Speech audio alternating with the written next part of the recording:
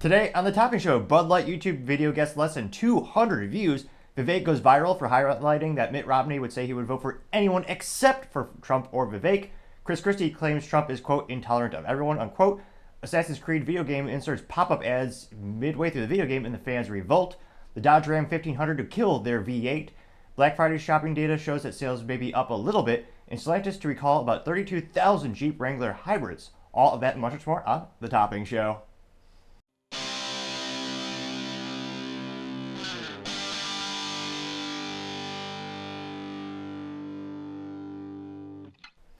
Thank you everyone for taking the time to tune in today. Today's episode of Topping Show is sponsored by Topping Technologies. Topping Technologies is an IT value-added reseller and services company with a special proficiency in IT security. Heck, I see their founder released twice a day. Gotta say he's quite handsome and brilliant. He's me, you see, that's your joke. If you're an IT leader or a business owner, you can reach the team at sales@toppingtechnologies.com. We're also trying to get to 4,000 subscribers by the end of November, so if you could click that button, I'd greatly appreciate it. Now, going over to the business part of the podcast, you have Black Friday sales increased 2.5% compared to the same fiscal period last year. This according to MasterCard. Now, this comes to us thanks to an article over in Reuters. Now, the big disclaimer that, of course, not to say they buried the lead, but it's of course not the main headline because it doesn't sound as cool. Well, that does not include inflation, which, again, that's one of the biggest issues that every American with a modicum of intelligence or sensibility is facing right now is ridiculous inflation across darn near every product we buy, unfortunately.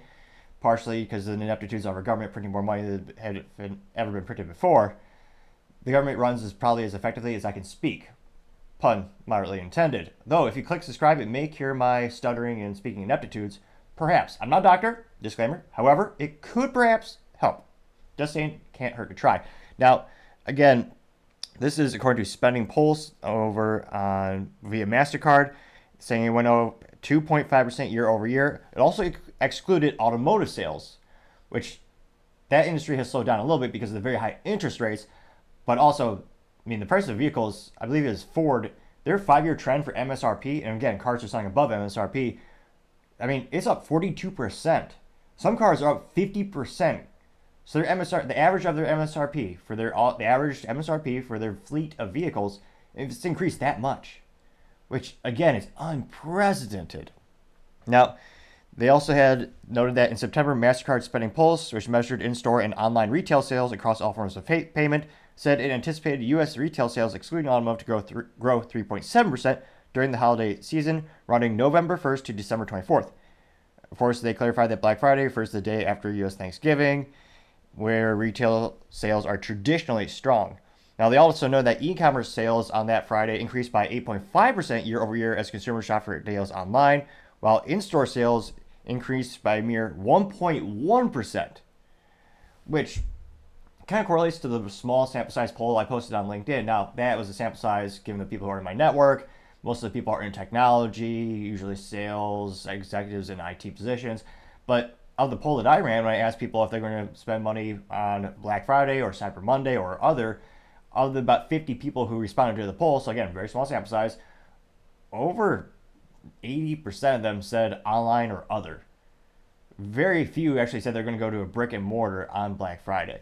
Now, they also know that U.S. shoppers spent $9.8 billion during Black Friday this year, and that data is according from Adobe Analytics, which was in line with expectations of data with insights from Adobe.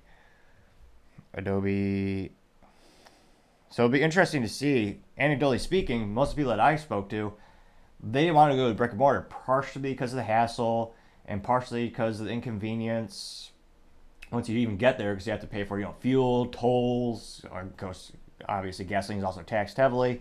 It's one of those instances where you have to put up a lot of effort, and then once you get to the store, they may or may not have what you want in stock. I'm not too surprised that we're seeing more and more of a shift to e-commerce. Now, I'm actually pretty surprised, anecdotally speaking, about some of the deals. Some are just straight up ridiculously nothing. They literally just replace the sign at the store that says Black Friday and the price point is the same. Let me know if you want. There's a couple of stores that are going viral because of that. I might do a further expose or review on that. But it'll be interesting to see how many people continue to spend Q4, which traditionally, that's when a lot of retail, especially those businesses, really flourish during the fourth quarter of the calendar year. That's why so many of them coincide with that being their fiscal year as well, or one of the reasons at least. Now, let me know in the comments, did you go all crazy shopping Black Friday, or did you prefer a Cyber Monday sale? Be fast to hear what you have to say. Other interesting business news, you have Dodge Ram 1500 killing the V8. Also known as one of the worst ideas, not in history, perhaps this calendar year though, certainly. Now, as well as instances where truck culture is a fascinating phenomenon in and of itself. Back when I was in the automotive community, a lifetime ago actually, it seems like, as well as instances where you could talk to the end user or the customer about, here's the greatest feature, here's the extra horsepower, the extra fuel economy, the extra towing capacity. Let's be honest, no one cares about fuel economy with a truck. It's meant to tow things. But one of the biggest allures and one of the biggest driving reasons they purchase it is because their grandpa had the same brand, same model, and for most trucks, the 1500 is kind of the entry-level full-size truck. That's why pretty much they're all named kind of the same. You have the Chevy Silverado 1500. They also have the GMC Sierra, which is same thing, different badges and different customers, incidentally enough, which is why they kept the GMC brand around at General Motors. And then you also have Ford. Some might say they got lazy, but they just had the Ford F-150 instead of having a 1500. And for the longest time, interestingly enough, they actually started off as being a economical, cheap farm vehicle, and now we have these trucks that are costing more than a house. And traditionally, the best trucks, well, I'll still contend to this day, they have a V8, also known as 8 cylinders of perfection. Again, I'm not a doctor, but if you click subscribe, it could cure the stuttering. And believe it or not, I do actually attempt multiple takes for some of these, believe it or not. Now, it's one of those instances where with the V8, now I'd rather have an engine that's larger and doesn't have to work as hard as opposed to having a V6, so having less cylinders, but it's having to work harder to actually achieve the same results. That's why so many people actually started to look at other vehicles when Toyota, they had their bulletproof Tundra, which is a great truck. I mean, historically speaking, great V8, a lot of towing capacity, fair amount of towing capacity, let's be honest, but extremely Toyota reliability. And then in recent years, they actually went to a V6, I believe it's a twin turbo, which again, smaller engine is going to have to work harder, which we'll see as the data starts to come to fruition, but I believe will not be good for them long-term for the reliability of Toyota. Now, traditionally, in terms of pickup trucks, though, historically, a majority of the market is dominated by the big three. Now, the big three is called the big three because they used to be the OG, or the best, as youth might say, and it was Ford, General Motors, as well as Chrysler. There was a time when they made the best vehicles on the planet. They had a majority of the market share, and famously, they're all headquartered in the Detroit area, with Ford famously being headquartered in Dearborn, Michigan, General Motors being downtown Detroit, and Chrysler somewhere, I forget. Now, interestingly enough, they specify that the Ram 1500 in 2025 the only drivetrain available, 2 trims for the new Hurricane. I don't know what hurts more, my eyes trying to read this or my tongue trying to say it out loud, but I will power through this news of the Ram pickup truck update. The options are going to be an inline 6 and an electrified version with a 3.6 liter Pentastar. So there's no Hemi, which is what built Chrysler, Plymouth. It's what really built the brand of Chrysler, was the good old Hemi, the hemispherical head. I mean, it was a marketing genius, and I was going to say, if you're hanging out with the guys in the garage, you could debate for eons talking about the efficiencies of the trade-offs of how much of a difference it made. Personally, I think it's a brilliant marketing campaign because, again, Hemi, and again, there's only one brand that can use that name. It's a very brilliant marketing move, and I believe also from an engineering perspective as well. Now, they say the Hemi is gone. Now, they also continue to say that the new Hurricane engines, which I guess they don't get an F- for marketing. The Hurricane does sound moderately interesting for a name of an engine. I guess I don't have too much to brag about. Honda calls their engine in my car Earth Dreams. Again, I'm available for consulting for marketing folks. Or that should be my next startup, because some of these companies do need some help. Now, they noted that the standard version of the new turbocharged 6-cylinder puts out 420 horsepower and 469 foot-pounds of torque. A high output version is capable of 540 horsepower and 521 foot-pounds of torque. For reference, the current 5.7 liter e-torque Hemi produces 395 horsepower and 410 foot-pounds of torque. The maximum towing out of the box for the new truck will be 11,580 pounds, with a maximum payload of 2,300 pounds. That will likely be the rating for the 540 horsepower trim for the 1500. The current Ram's 1500 towing max is 11,300 pounds and a payload load of 1,790 pounds. They also noted that the 700 plus horsepower TRX is also dead, and it will be replaced by a very similar truck called the Ram 1500 RHO, which stands for Ram High Output. It's effectively a TRX minus the V8 with big tires, long travel suspension, widening fenders, and they also say the chance of the TRX's eventual return is also unknown. Now they know that the Stellantis V8 isn't completely dead, although it's not likely to be offered in the new Charger or the full-size Ram. The engines like the 3.4-liter V8 are still safe and sound in the Ram 2500. And they're also speculating that other brands, similarly General Motors, may start to have a smaller engine for the 1500 series. For now, the V8 half-ton is still around in the form of the F-150 as well as the Chevy Silverado 1500.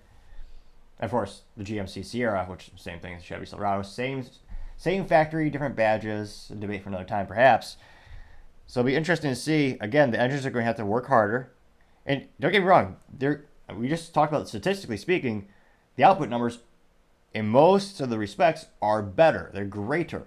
Now, my concern, granted, I'm someone who buys, well, I say buys, I don't buy a lot of cars. I try to buy one car and drive it darn near forever, get a good ROI, which is why I have a Honda Civic SI with the stick shift, as all vehicles should have a stick shift by default. My concern is I'd rather have a truck with a bigger engine that doesn't have to work as hard to do the same thing. And also with the hybrid, again, personally, I would never want a hybrid for a truck, especially because, again, cars on average are less reliable than they used to be, partially because we've put so much technology into them. There's so much more failure points. But I want something that'll last, a couple million miles, preferably probably. I think Dodge was the last company to offer a full-size pickup with a stick shift. So good old Dodge with a diesel engine and a stick shift, it's hard to beat, but again, they don't make it anymore, so it'd have to go used. It's another debate for another time, but for all the petrol heads and all the truck owners who really prefer a good old V8, the brand will help out a lot in terms of you will probably lose a fair amount of customers to other brands, GM and Ford, because they want that bigger engine. But because people are so brand loyal, especially in trucks, to the actual brand that they've known throughout the years, I suspect this will actually just increase the sales of the bigger engines and probably the more profitable Dodge Ram 2500, which they said will have a V8. So this could be yet another reason or yet another way that we're seeing a lot of these automotive companies get rid of the entry-level vehicles, or in some ways make them so deplorably unbearable no one would actually want them, so they naturally go up to the higher level trim level, higher level vehicle. So there could be a reverse form of anchoring, as sales reps might say. Let me know what type of effects you think this will have on the industry. I'd be fascinated to hear what you have to say. Now going over to the culture part of the podcast, you have BudLight Backyard Kentucky YouTube video getting less than 200 views on the YouTube. Now when we go to the actual vehicle, and friendly reminder to take the time to subscribe and like this video, I am confident we can get more likes for this video than the actual video that BudLight put out. Now, BudLight, this got specifically at the time of this recording, this is called BudLight Backyard College Tour, Kentucky. You got 168 views. This is posted over about 11 days ago. Not to brag, but one of my videos last week got 300 views. Humble brag. Some might say we're twice as good as BudLight. Although, now that I think about it, the bar for that is so low, it's hard to think of anything that isn't better than twice as good as BudLight. But nevertheless, it is an achievement in and of itself, perhaps, from a certain point of view. Now, again, it got 168 views. It got 2 likes. And I'm confident. Again, when it comes to gambling, I mostly invest in myself and my businesses and my people. But if I were a gambling man, I'm confident that we can get more than 2 likes on this video. So if you can click that like button, I would especially appreciate it because, gosh darn it, I think we are better than BudLight. But that's just my 3 cents, which incidentally is worth more than a cup of BudLight beer. Now, going to this video, we'll play it. It's pretty quick. It's about 35 seconds long, and you'll notice a couple things. And again, if you do have suggestions for picture-in-picture software recording technologies, greatly appreciate your feedback. I've tested out a couple Still having some technical issues with the camera, working with the software. Probably when things wind down close to Christmas, I'll increase the allocation that I have towards researching the time for that. Actually, take that, reverse it, time for researching, nevertheless. But if you have comments, I greatly appreciate it. And I'm open to having a paid version. I'm using open source OBS software right now, but always looking to improve the show and the show quality. So that being said, I'll go ahead and play the video really quick. Whoa, whoa, whoa! First thing off the bat, you've got high energetic music and college students. Wait a minute. But we were told by BudLight, Alyssa Heiderschild, the brilliant marketing, she was very proud about the fact that she was going to change the brand, and she said it was too fratty. Interesting. And there we got college. Oh, well, I was going to say, we're only 2 seconds in, and the music is abhorrent to say the least. But another issue with this, we're not seeing the myriad of diversity in here. Seeing a lot of white folks, as I was going to say, I don't know if the youth use that as a term these days, but some people use it as a term. And that was another issue that we were told is a big issue with the brand. Let's keep going.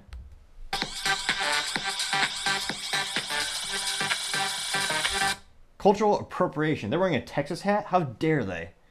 That's our thing. Kidding, kind of.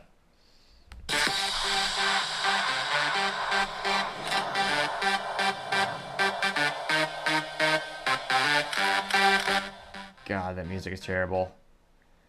They're handing out BudLight koozies and aluminum BudLight cans with what I assume is their local university's logo.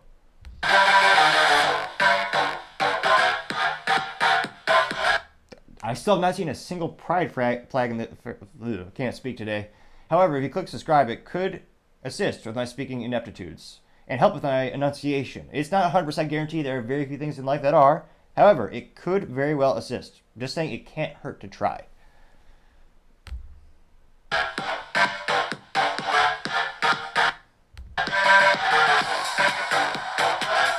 Then the final font is the BudLight Backyard College Tour, which again, we'll play the last couple seconds. Maybe we'll be surprised by something interesting at the end of the video, of this video. Now, interesting.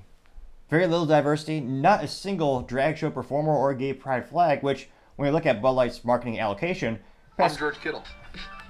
Oh, apologize for that little... These videos, BudLight. Stop those videos, BudLight. We've had enough. But it's one of those instances where they've spent a lot of marketing dollars sponsoring those types of children-friendly drag shows, which I use in quotation marks because I don't think that's a real thing, because so many of them are just pure sexual performance with very little clothes on, which anyone with a modicum of intelligence would say, no, that is not child-friendly. Now, this is kind of like their old commercials years ago. So let's go in the comments. And believe it or not, there are comments on this video, though I believe we could beat them in that metric as well. So again, I suspect this video has 168 views, 2 likes. I can't help but think we'll beat them in that regard. And they have 4 comments. So let's go to the comments. So let's see. Wonder what the odds are. Are they good, happy, sad? Dive and find out. Someone by the name of Magnus Ritchie 4766. Interesting name. Gentleman says, Community College of Kentucky, unquote. No likes on that comment. I don't know if they're accurate or not. What's UK? I thought it would be University of Kentucky. They're forcing me to look up sports ball's logo. Okay. UK. The Kentucky Wildcats. So is that, who are they? Kentucky Wildcats, University of Kentucky. So I don't think it's a community one. Nevertheless, it is a university in Kentucky. Let's see here. Someone by the name of VTown5630 simply has an emoji of someone throwing up. Well, actually, 1 sick emoji and 2 throwing up emojis, which I would say A+ for accuracy. That is what inevitably seems to happen when people ingest BudLight. It is not recommended for your health or your taste buds.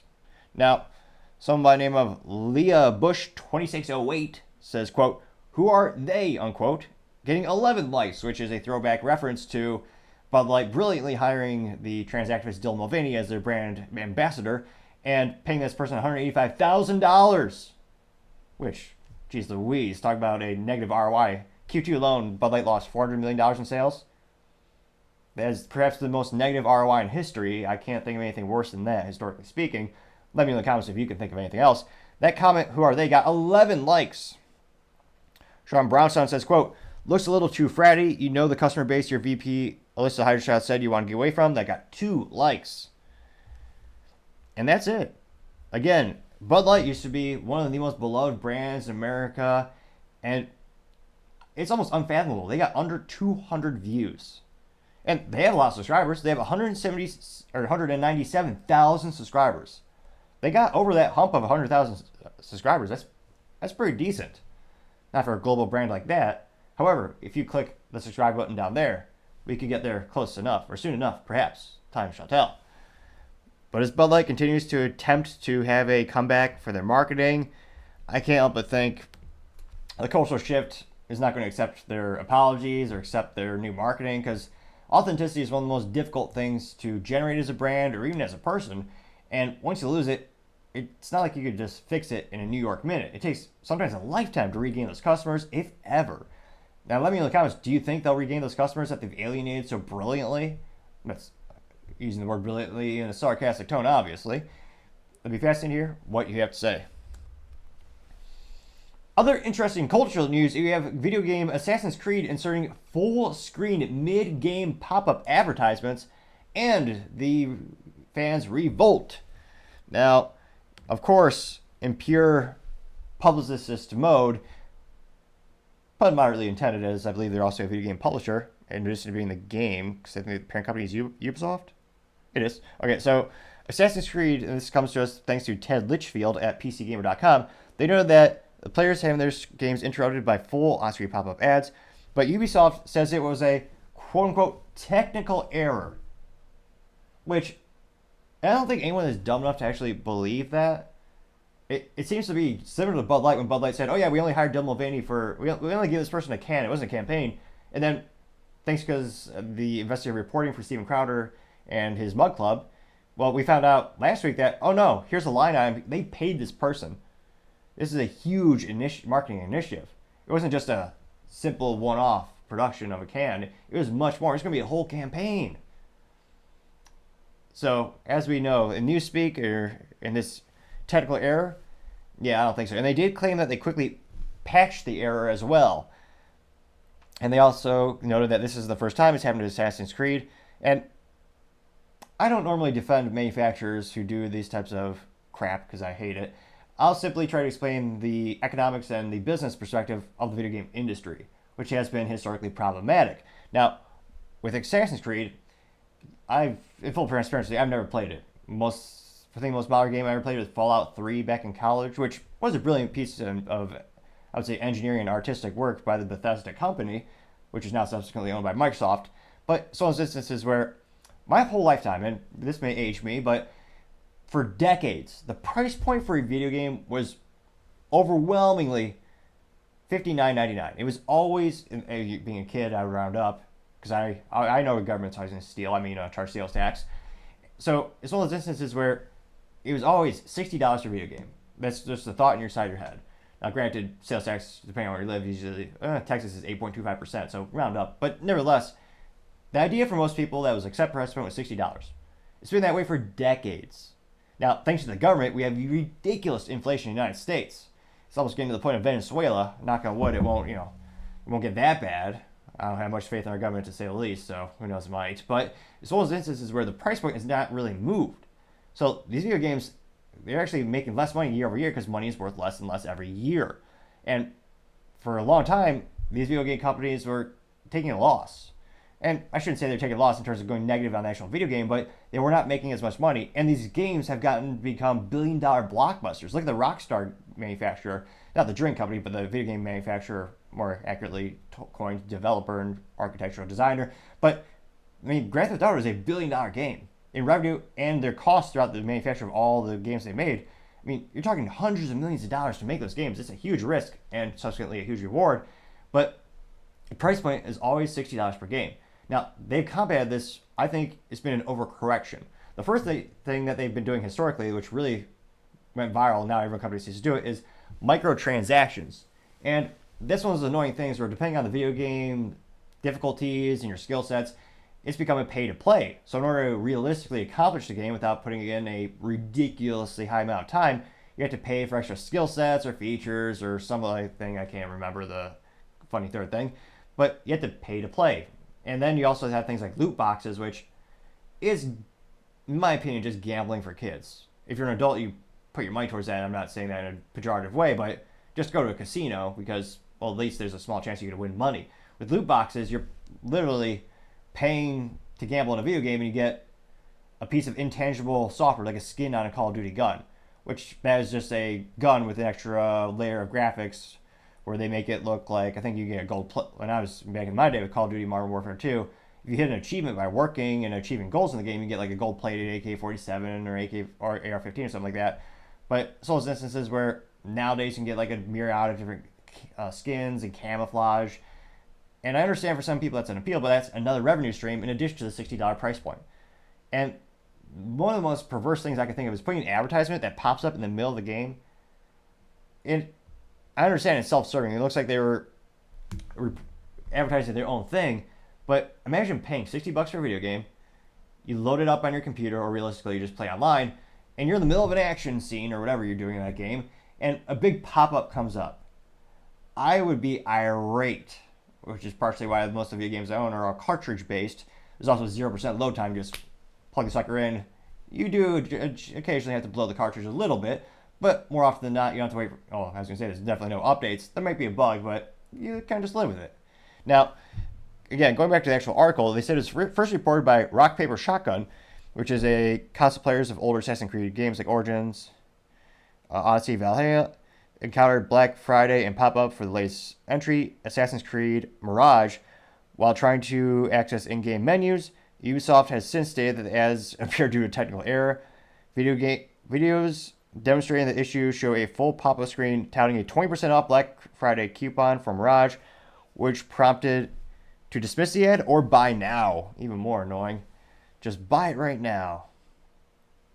I'm actually surprised they actually just charge you. In order to close this ad, you have to pay 20 cents or something like that. That'll be the next iteration of this, I would say, this destruction of video games where they just become so unplayable because of all the problems you've just been mentioning. Now, it'll be going on to, let's see here. Looks like on Reddit, it's also reported, with most of the comments saying this is unbearable. PineWalk1 says, quote, yes, this kind of shit is considered unbearable, getting 1.1 thousand upvotes. Laughing Man says, quote, that's a Ubisoft pop-up, not an Xbox One before people started riled up. The Xbox is forcing ads in the middle of games. The loading icon and appearance of the A and B button are the same as the UI for the game. They got 679 upvotes. Snot Track said, quote, of course, it's Ubisoft, the same game who added grind to their games and then DLC to lessen said grind, unquote. That is 296 upvotes, DLC being downloadable content, which, as we mentioned earlier, was basically pay for play. You need to have that extra ability, or you could just do the same boring, rudimentary task for 25 hours or whatever it is to achieve that same result. Hammer Hawker says, is this real? If it is, F Ubisoft, unquote, getting 86 likes. Balcora says, quote, nice Ubisoft, classy as always, unquote, getting 157 likes. Again, Dallas McDickon says, quote, uninstall immediately, getting 42 likes. And this publisher has had issues in the past with overpromising and under-delivering, microtransactions, and it's actually fascinating they're still somehow independently owned, I believe. Let me double check that really quick. Who owns Ubisoft these days? There's been so much consolidation in the video game industry, well, in the IT industry in the past 24 months especially. I mean, Bethesda's now with Microsoft. Activision Blizzard just got greenlit, so they're owned by Microsoft. Let's see here. Who owns? Because I think it almost is the trifecta. You've got Ubisoft, EA Games, then nowadays Microsoft for the majors. Let me know if I'm forgetting one. Let's see. The Gullet family and Tencent collectively own 25% of Ubisoft, 29% of the voting rights. Oh, yeah, it looks like they're Still independently owned, public traded, headquartered over in France. So it'll be interesting to see. I mean, how many times, again, it's also an issue where just like auto manufacturers are charging $50,000 to $100,000 market adjustment on vehicles. Well, it's one of those instances where they're going to keep doing that until people stop paying for it. So it's not ideal that so many people love this particular intellectual property known as Assassin's Creed, but if they just stop buying it completely, eventually the company will stop doing that. I mean, these businesses are reacting because of the incentive structures. And they've listened thus far, so they took down the ads. But let me know in the comments, do you think it's possible to shift the video game industry to the effect where you just say, hey, I understand the cost of video games have gone up. I'm willing to pay the price point of $100 per game, but no downloadable content, no pay to play, none of that stuff. Just give me the whole product. Do you think that's no loot boxes, just the product? Do you think that's possible these days? It would certainly think it would be less overall streams. I kind of think of downloadable content and all that kind of stuff, kind of like baggage fees or airlines. None of them did it. And all of a sudden, I believe it's Spirit, but one airline started to do it. And now it's worth over $4 billion every year in airline fees for baggage fees. Same thing for video games. Now a lot of companies did it, then one. Now they get billions in revenue because of it. So I don't see them realistically shifting away. But perhaps there's a sliver of little hope. Maybe they will. I think the odds are infinitesimally small, but from a consumer perspective, and I know some people don't care about this stuff. Some people, they just keep playing. They don't mind microtransactions. It's their hobby. They're willing to pay more for the little loot boxes or whatever. But to me, that's just too much, and I'd rather just have an old cartridge on a Nintendo 64 and slap it in there, turn it on, and call it a day. But that's just my 3 cents. Used to be 2 cents, but 40-year hyperinflation gotta be 3 cents. Should be 4 cents, but I'm a generous man, just 3 cents. However, if you click subscribe, that'd be worth even more. I really appreciate it. Now, going over to the political part of the podcast, you have Vivek Ramaswamy highlighting Mitt Romney, saying he would vote for anyone except Donald Trump or Vivek Ramaswamy. Now, interestingly enough, this almost is like a de facto endorsement for a lot of people who have a disdain for Mitt Romney. Now, Vivek on the Twitter, or as 18 people call it, the X, he said, quote, not surprising, and then he has a video where the video is from a Twitter person by the name of Go Vivek Go. And it says, quote, Mitt Romney stating that he would support anybody running in the Republican primary except for Donald Trump or Vivek Ramaswamy, and would turn to support a number of Democrats if either were to get the Republican nominee is just the endorsement Vivek needs, unquote, hashtag rebel scum, with the arrow pointing down to Mitt Romney. And this has gone viral, as the youth might say. Got 2.2 million views and 26,000 likes. One of his most liked comments or posts on Twitter in probably 4 to 8 weeks. This is pretty impressive for the number of likes. Not to brag, but last time I was on Twitter, I got 3 likes for my IT security event. Well, let's be honest, I think there are 2 likes, but nevertheless, they do exist. And without further ado, I'll go ahead and play the video. Who do you like in the Republican field? Anybody. I'd be happy to support virtually any one of the Republicans. Maybe not Vivek, but the others that are running would be acceptable to me, and I'd be happy to vote for them. I'd be happy to vote for a number of the Democrats too. I mean, it would be an upgrade from, in my opinion, from Donald Trump and perhaps also from Joe Biden. Look, I like President Biden. I find him a very charming, engaging person. There's some places I agree with him, but most places I disagree with him. I think he's made all sorts of terrible mistakes, but I would like to see someone else run. Who do you like? Again, Romney is perhaps one of the most famous rhinos in history. Rhino being a pejorative term known as Republican in name only, because technically he's a Republican, but a lot of the policies and the people he supports they're Democrats. Now, again, actually, interestingly enough, I don't know who is really a fan of Mitt Romney. He did run for president years ago. Obviously, he failed so bad, and famously, Obama beat him. Now, again, we got 2.2 million views and 26,000 likes. You can't help but think most of the comments are going to be overwhelmingly supportive, because Lord knows, I don't think I've ever met someone who loved Mitt Romney. Even when I was in college and Mitt Romney was running, I knew people who were voting for him because he's a Republican nominee. And from a business perspective, I believe he owns Bain Capital, which historically, let me see here, has turned around a couple companies, although that's kind of a point of contention with some people because it's private equity and they usually have to trim the companies to decrease the expenses for long-term profitability. Well, let me see here. I wonder if he still owns them. Business career, Mitt Romney, graduated business school in 1975. Who runs Game Capital? So Bain Capital currently headed by John Conahugan, which I was going to say perhaps one of my worst pronunciations to date. Let's see. Romney's Bain Capital resume. So, I mean, from a business perspective, he's had some success. Don't get me wrong. And I was going to say, anyone that can build a business or turn businesses around, I'm definitely going to admire from a certain point because, again, that takes a lot of talent, skill, and you're not always going to succeed, but it does take a certain amount of entrepreneurship to do that, which is why I'm interested. He has an entrepreneurial background, yet he still won't support Vivek, which of all the candidates who are running for the Republican nominee, Vivek is the one who has the most background in entrepreneurship, building up billion-dollar companies. So one would think, well, I guess not too surprised, again, Mitt Romney's a rhino. And again, to think back to college, I know people who voted for him. I don't know of anyone who's ever been excited about voting for him, who's like, I like him because of these policies. I think he's great. Let me know in the comments. It might be the Christie effect where somehow there are people voting for him, but you never actually meet them. Like, I know people, and it's fascinating to look on Facebook, you see people who love Trump, who love Biden. There are people who love those guys. But, like, Mitt Romney, like, really? But nevertheless, let's dive in the comments and see. And I was going to say, as you can tell, I clearly don't have someone doing wardrobe or hair for me because I have to fix my hair every 18 seconds today.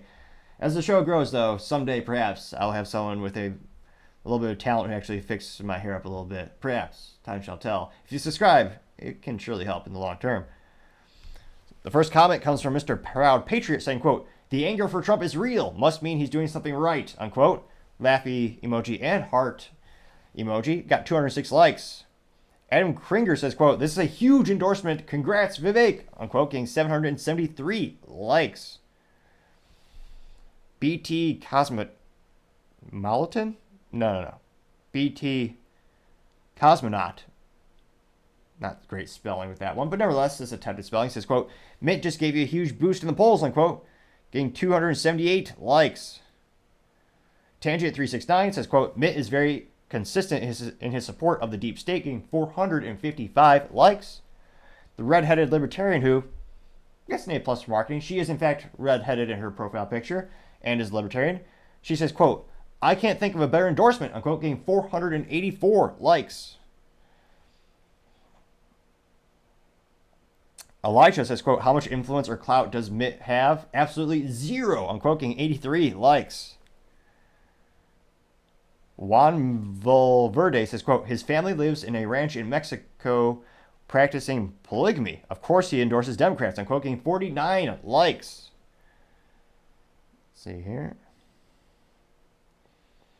And Neo Older says, quote, "Surprised he found someone interested in interviewing him. Yawn." Getting 41 likes. AZ Anderson saying, quote, "The Trump Vivek ticket would really get Mitt Romney's goat. Excellent." Getting 61 likes. Let's see here. A lot of people saying he's beyond relevant. He doesn't matter. Those are getting between 1 and 8 likes. Another one saying Holden Contra says, quote, "That's quite the endorsement," getting 49 likes. Stephen Hardy says, quote, "The only reason people would hate Vivek is because they don't want freedom," unquote, getting 57 likes. TJ Moe says, quote, "Wear it as a badge of honor. If that guy supports you, you're likely sold out the American people," unquote. Got 93 likes. ATX Irish Gal says, quote, "F Mitt. He's a loser, twice presidential candidate," unquote, getting 56 likes. A lot of people saying you're on the right track if Mitt Romney doesn't like you. A lot of people saying it's going to boost Vivek in the polls. Yeah, in terms of percentage of people who are agreeing with Vivek, this is probably one of the most popular ones. Let's see here. High praise in my book. This sums up the uniparty machine.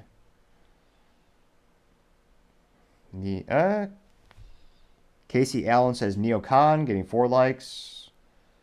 In reference to Mitt Romney, I would suspect. Thomas says, interesting enough, quote, Romney became a bitter old man after he lost to Obama. Republican polls showed he was ahead. He blames the Republican Party for his loss and has been undermining it ever since. Unquote, getting 6 likes. And given his actions, I don't think it's not out of the realm of possibilities. I'll say that much. So as the youth might say, this certainly went viral, and this is perhaps one of the top well-received posts Vivek has ever done. If I were him, I'd use this in all of his campaign materials. Because again, it's a lot of people are going to see this as interestingly enough, as this anti-endorsement is actually a huge positive thing. Because again, show me a Mitt Romney fan. I'm not saying I'd buy that person a drink, but I'd be fascinated to hear what you exist. I thought it was a rumor, really, but nevertheless, I do think this will positively impact the polls for Vivek. And again, the real question is, what's going to get him over that hump where he's kind of steady? Nikki Haley's ahead of him, is not all, but in the poll aggregator, she's ahead by about 4 to 8 points. And then DeSantis, he keeps shooting himself in the foot with a 50 cal, or more realistically, DeSantis keeps shooting himself in the boots or the high heels with the 50 cal. As he's down, he started at 30%, now he's down around 12.6%. So again, Vivek, I think this is going to help him out, and he needs a couple more of these 1, 2, 3, 4, 5 videos where you just have more and more people saying, more and more people that historically are not very popular saying that they don't like Vivek, because there is such thing as the de facto endorsement, or an endorsement where it's actually a non-endorsement or anti-endorsement is a good thing, and I think this is one of those instances. Let me know in the comments. Have you ever actually seen a Mitt Romney supporter? And if you have, I think we almost need a picture. Like, kind of like we have all these ideas of they've seen Yetis and they've seen Sasquatch, but we never seen a solid picture of it. I suspect it could be the very same instance. I'm not saying, Sasquatch doesn't exist. I'm just saying your evidence is what is really needed. I'd be fascinated to see if there is real evidence. But let me know in the comments. It's fascinating to hear what you have to say. Other interesting political news, you have Christie claiming Trump is, quote, intolerant of everyone, unquote. As Crispy, almost a little faux pas. I was thinking about his diet being presumably Krispy Kremes. How is that an official brand endorsement by that yet is beyond me. I suspect he could save not millions of dollars, but a fair amount of money if he got an official endorsement. Now, going to his Twitter, now this just comes from Chris Christie's official Twitter account, and it got 157,000 views. For Chris Christie, that is pretty good. It's above average for him. And he says before his video, where of course he's on CNN, which there's a lot of speculation he's trying to get a job on CNN, which he would fit right in. Actually, for his career, that wouldn't be a terrible idea given his ideological beliefs, his trends. I mean, he's not getting Republican nominee with the current data we have now. Every poll has him at losing.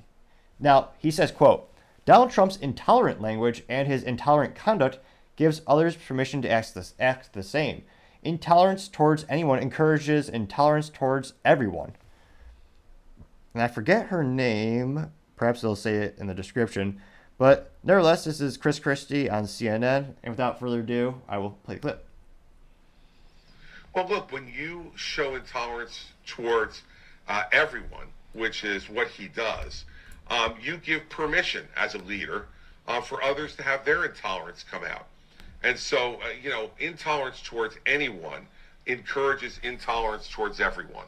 And that's exactly what's going on here. And that's been going on for quite some time, not just... Sounds very, very emotional Democratic talking points. Again, there are certain things we should very much be intolerant of in terms of we should never tolerate thefts. If there's a thief, you should not tolerate that person. You should ideally prosecute them to the fullest extent of the law and give them the appropriate correlated court-issued punishment so they don't repeat it. Same with burglars and a myriad of other criminals. We shouldn't be tolerant of them. But it's just the emotional pull of tolerance being everything and everything is good. Well, no, human beings would die if they weren't intolerant of certain people. If we tolerated murderers, they would just be walking around everywhere. Which, incidentally, is what they're doing in Chicago and, Los Angeles and, well, not Los Angeles, well, maybe Los Angeles and San Francisco. Let's just say the outlook for those areas are not good. Who could have guessed why? But nevertheless, back to the little interview here. With Donald Trump, but with university professors on some of our most elite campuses in this country, with university administrators and presidents who have been unwilling to stand up against anti-Semitism on their campuses, most particularly. And there should be no campus in this country where a Jewish student is afraid to leave their dorm, a Jewish student is afraid to go to their classes, a Jewish student is afraid to go to even have a meal in the dining hall. He just said something intelligent. I'll be damned. Before we know it, there might be more than one positive response in the comments. I'm not saying it's going to happen. I'm saying I never thought this day would come. Really? Maybe he has a point? Perhaps? Maybe. I'm not gambling on it, but we'll continue. I mean, that is outrageous and it's wrong. I think governors in those individual states should be sending state police to make sure that they're protected on those campuses. And we need to have university presidents who are willing to stand up and be counted against hate. And that's exactly what's going on here. We saw this display also at the Macy's Thanksgiving Day Parade. These are folks who are ignorant. And when they talk about intifada, my guess is 2/3 of them don't even know what intifada is. And if they did, they'd be ashamed of themselves for calling for the elimination of the Jewish people around the world, which is what intifada is. And so, in the end, look, I think that there have been a lot of people who contributed to it, and I believe Donald Trump's intolerant language and his intolerant conduct gives others permission to act the same. What? So, of course, it's almost like, I'm trying to think of a nice way of saying, really is not many nice ways of actually describing Chris Christie. It's almost like a kid is riding a tricycle for the first time. They fall and scrape a knee. They get back up. They go, all right, they're going. Johnny's riding that bike good. All right, he's making it past that one block. He's about to go to the corner. Oh, and he just fell. And yeah, it was, no, you're not supposed to laugh, of course, but this child happens to be morbidly obese, and they actually bounced off the ground back on the bike, a physics phenomenon as well. But it's one of those instances where, of course, he connects it back to Trump, which I don't know how many times people have to say this, but Trump has Jewish people in his family, which I was always fascinated when people said, oh yeah, Trump is anti-Semitic. Based on what statements? I mean, my point, not point of contention, my ideal when it came to Trump in a lot of ways was, well, historically he's a businessman, so he wants the best man for the job. Really, most of those entrepreneurs or those CEOs, they don't care what the person looks like or their allegiance or the demographics. Who's going to create the best return on investment for the business and for the customers that you're serving? Now, nevertheless, we'll go back to the comments. We'll see, is this another fascinating mathematical phenomenon in which we have the Chris Christie effect, which we did coin on the show, a phenomenon in which they have zero positive responses, which happened twice when we were reviewing Chris Christie's tweets, which one would think he has family members, staff members, supposedly a friend or two. I mean, one would think they'd have at least one positive response, but in two separate instances, there was zero. I was shocked. We scrolled for, not hours, but it took a couple minutes to go all the way down. Now, I suspect there might be one or two positive responses here. I'm not a gambling man in that regard, but let's dive in and find out. So again, it got 157,000 views and 2.4 thousand likes. So some people did like this. Not enough for him to win the Republican primary, or maybe to go up in the polls enough, but some people liked it. So let's go on to the first comment. Let's see here. JV, one of the first comments or responses, says, quote, "Man, it's time for you to drop out. A Republican basher, another Republican candidate that's likely to be a GOP nominee is counterproductive. You might as well run as a Democrat," unquote. Getting 120 likes, which, again, with a lot of emotional rhetoric, a lot of the verbiage he's using, I mean, I think he actually would pull better as a Democrat. I mean, he's at under 3% in the Republican nominee for the presidential election. I think he'd get more than 3% if he were to run as a Democrat. Look at his track record, who he's befriended in politics. I mean, he's got a lot of the same policies, a lot of the same friends, but nevertheless, we'll keep going. Kevin Sis, wow, What is that? Okay. Kevin Smith says, quote, so this is true, then does your actions give us the right to shut down a bridge because you didn't get our way? Unquote. Getting 142 likes. Someone by the name of Bruce Saunders says, quote, you're polling at what, 1%, unquote? And has a picture of Mel Gibson looking happy, saying me voting for Trump in 2016. And then a video or a picture of Mel Gibson from Braveheart, whatever, the one with the painted face. And it says me voting for Trump in 2024. I got 87 likes. Ooh. Someone did an AI generated picture of Christie without a shirt on eating copious, well, for you and I, it'd be copious amounts of food. For him, it's just breakfast. And it says, quote, what you talking about, Slim, unquote. It got 81 likes. Walter Wright says, quote, turn up the sound and you can hear Christine getting fatter, unquote, getting 40 likes. Which I do wonder, could we ever have an obese president?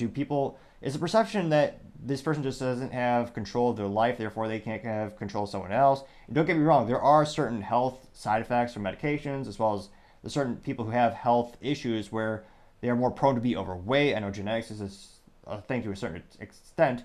However, with diet and exercise, I believe you can overcome that, and I've seen it with friends before.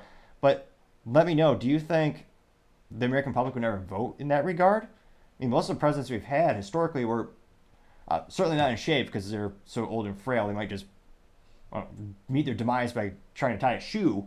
But they've mostly been moderately slim. Let me know in the comments. I'd be fascinated to hear what your thoughts are in that regard. You have Emily Vical saying, quote, you love Trump, unquote, getting 48 likes. Lori Boxer says, quote, you're more desperate and pathetic with each passing day, unquote, getting 68 likes. Dylan Sanders says, quote, you have no right to talk if you're less than 2% of the polls, getting 30 likes. Now, in full transparency, last time I checked in the poll aggregator, he is about 2.6%. So by this person's logic, he does have a right to speak. Granted, maybe not the most, but nevertheless. Let's see. Dan Hill says, quote, you know when a Republican candidate is finished is when he is reduced to going on CNN and saying that CNN wants him to say, Krispy Kreme Christie is finished, unquote, getting 56 likes. Ken Arg says, quote, never seen a candidate polling at 3 to 5% getting such media coverage. Good thing Republican voters don't believe in the media, not a sense, unquote, getting 86 likes. The Contrarian Trader says, quote, you're pathetic, unquote, getting 80 likes. Don says, quote, lives rent-free in that noggin, unquote, getting 73 likes. Which, again, Chris Christie, there are certain people in the Republican Party who will vote for him because he's an anti-Trumper, because there are some people in the Republican Party who don't like Trump. Again, with all the data we have right now, that percentage isn't big enough to get the Republican nominee, yet alone win as United States president. Because, again, if you hate Trump, more likely or not, I think historically, when it comes to the actual election, you're either going to vote for Democrat or not vote at all. And there are some people who are that mindset, but again, I don't think it's enough for Chris Christie actually rolling across the finish line. Let's see. A lot of people mentioning his weight, telling him to go in the trash. A lot of people saying he's lying. Someone actually did a picture of Chris Christie throwing a baseball and putting him on a box of Twinkies, which, I mean, that wouldn't be the most inaccurate brand endorsement.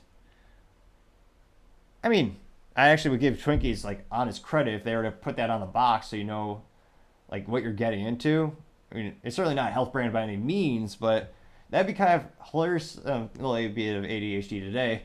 What if you had an instance where, by law or policy, in terms of representing a brand, you could only advertise with the core demographic that buys your product? So, like, historically speaking, if you were to sell Mountain Dew and you're PepsiCo, which owns them, you'd have to have a picture of a gamer on the bottle of Mountain Dew, or someone playing video games. Or for BudLight, someone dancing half naked at a Pride event, which they sponsor and proudly sponsor.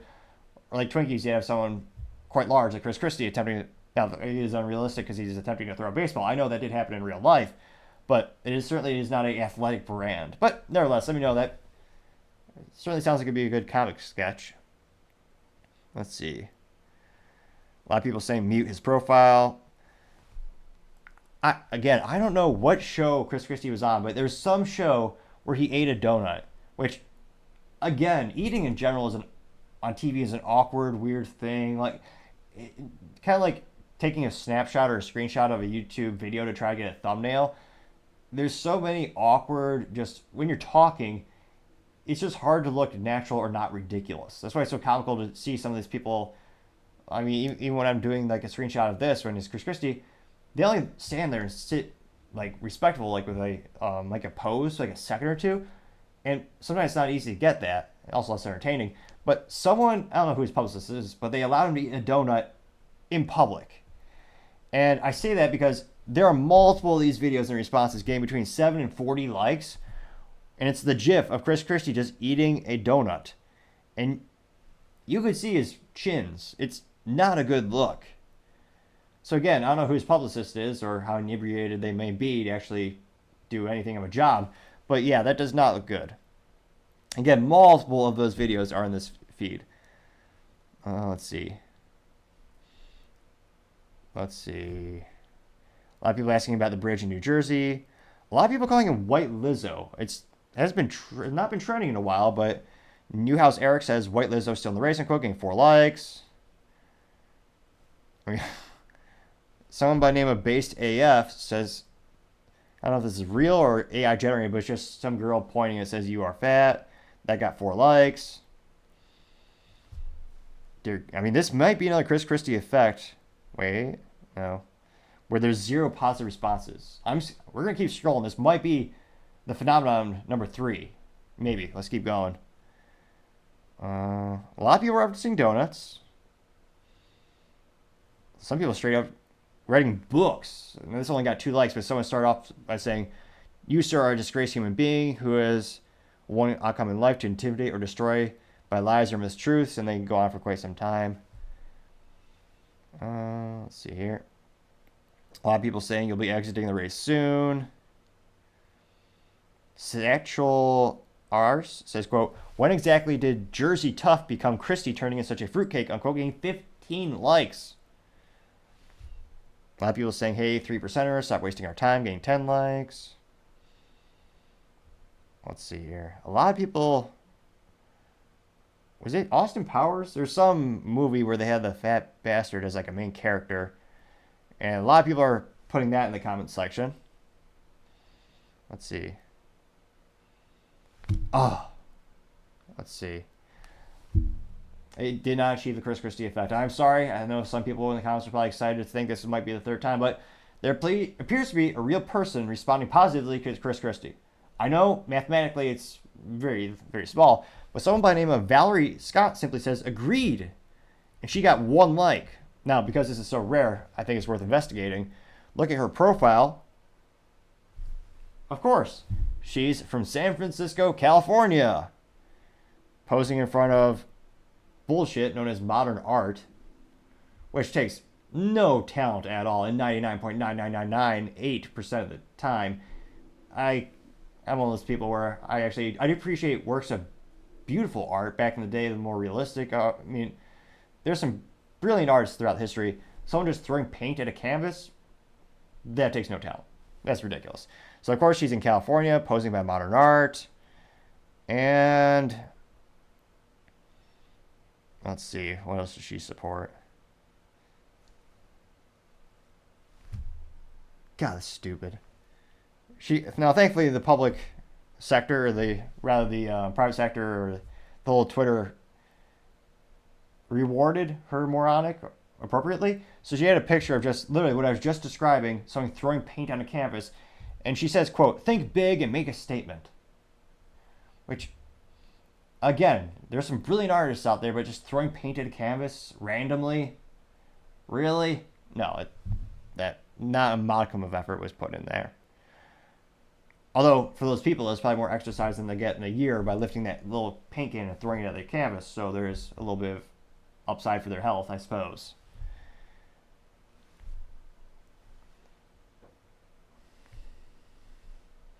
And, of course, many of her comments are... Who she wants to... Against Trump as well. So, again, these people do exist, and she does agree with Chris Christie. So far, he has 1 positive response to his original tweet.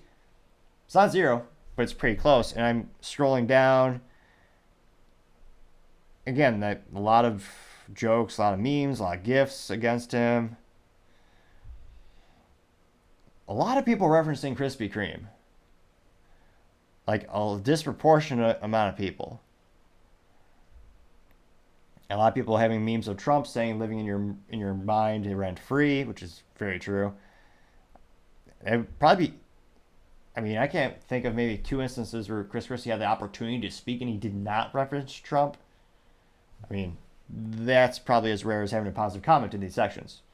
Not saying it didn't happen ever, but statistically speaking, very, very rare. And as I continue to scroll down, more and more, I think that really is. It really just was one. So as youth might say, Chris Christie was certainly ratioed.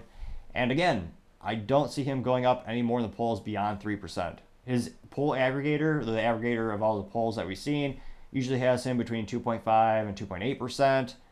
Even with other candidates dropping out, I'm not seeing them move towards him because DeSantis is starting to ramp up his rhetoric around not agreeing with Trump and not liking Trump and calling out Trump's faults. So the people who don't like Trump, now they might be able to gravitate towards DeSantis, which again, that's going to alienate some of the people who like Trump. Now they might go to someone else like Vivek, or it's a fascinating, fluid situation. It'll be interesting to see where it all ends up at the end of the day. But in terms of Chris Christie's tweet, as youth might say, he was just ridiculously ratioed, and I don't think it's going to help his campaign get it even more than 2 extra points, or 2 extra votes, 0.0001 points in the polls. Now, going on to the business blunder of the day, you have Stellantis to recall about 32,000 Jeep Wrangler Hybrids due to a fire. Now, this comes to us thanks to a company, or rather a website by the name of WXYZ Detroit, which is fascinating enough that I can't imagine what their security budget is to operate in Detroit. Presumably they have armored vehicles and Kevlar as well. Not a safe place, but they just keep voting the way they want, and you get what you vote for. But nevertheless, this comes to a reporter by the name of, pull it up here. Well, they give the credit to the person who took the picture. Interestingly enough, I apologize to who wrote this article. Yeah, I'm not, I guess it's only about 5 paragraphs long, but nevertheless, they should have given a shout out to someone. Nevertheless, now this comes to us thanks to that website. I was specifying that automaker Stellantis noted that they will recall more than 32,000 of its Jeep hybrid Wrangler SUVs because they pose a potential fire risk. Not saying you should never buy a hybrid, but just saying there are less issues when you have less widgets and technologies in the vehicle. Just saying. Now, they noted that it was as part as the company described as a routine review of customer information. Stellantis determined that 8 of the hybrid Wranglers had caught fire while they were turned off and parked. They know that 6 of the vehicles were being charged at when the fire started. Now, the good news is, there's always a silver lining, or if you squint hard enough in life, you usually find some positive. And the good news is, no one was hurt from this. So no one died from it, no one's been burned physically. Well, physically speaking, they've been burned because they bought a hybrid and their investment or their little money they put in that vehicle is just up in flames. Pun moderately intended.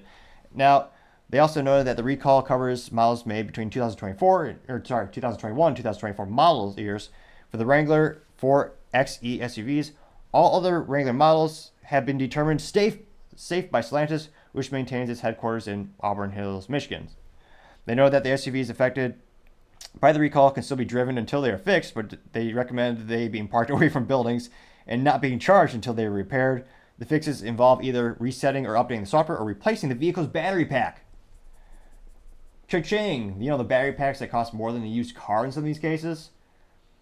Yeah, another reason I have a vehicle with an internal combustion engine and 3 pedals, also known as a stick shift manual transmission, the best experience in automotive you could ever have. I can't recommend it enough. It is exhilarating to say the least. And it's one of those issues where if you get a good old Wrangler with a stick shift and an internal combustion engine, well, this recall doesn't affect you. So it is fascinating that they actually have a hybrid for the Jeep Wrangler to begin with. Again, I'm not saying there's no market for that. I just think it's probably a pretty small percentage of sales, and an odd thing to watch in terms of the vehicle. I believe there's rumor or even confirmed that they're going to have an EV off-road Jeep, which, again, I don't know how that's going to work out, but thankfully they caught this in the butt in terms of no one's been hurt by it. So thankfully there's no negative news in that regard. But still, when you're trying to have a brand that's known for being tough and off-roading, to have another recall, that's got to be the business blunder of the day. Thank you everyone again for taking the time to tune in today, trying to get to 4,000 subscribers by the end of November. So if you could click that button, I would greatly appreciate it. Also, leaving a comment is a great way to give feedback so I can know how to improve the channel and make the show better and better so that everyone can have fun. Also, and lastly, don't forget to take time to tell your family, tell your friends, tell your coworkers, heck, tell your enemies, tell anyone and everyone. Just stay safe and fight the good fight.